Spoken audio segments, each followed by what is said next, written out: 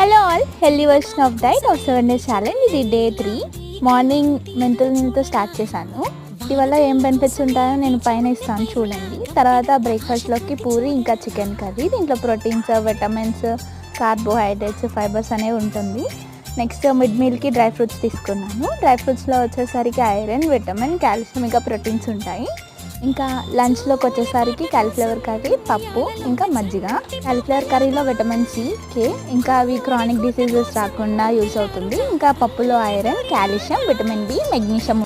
ఇంకా మజ్జిగ వల్ల చాలా బెనిఫిట్స్ అనేవి ఉన్నాయండి. దీంట్లో లో ఫ్యాట్ ఉంటుంది, కాల్షియం ఇంకా కాన్స్టిపేషన్ ఉన్న వాళ్ళకి మజ్జిగ బాగా యూజ్ అవుతుంది. తర్వాత ఈవినింగ్ స్నాక్స్కి వచ్చేసరికి మురి మిక్చర్, మేమైతే మరమరాల మిక్చర్ అంటాము. దీంట్లో టమాటో, ఆనియన్, కుకుంబర్ వేసాం కాబట్టి ఇందులో చాలా విటమిన్స్, మినరల్స్, యాంటీ ఆక్సిడెంట్స్ ఉంటాయి. ఇంకా డిన్నర్కి వచ్చేసరికి ఆలు ఇంకా బగారా రైస్.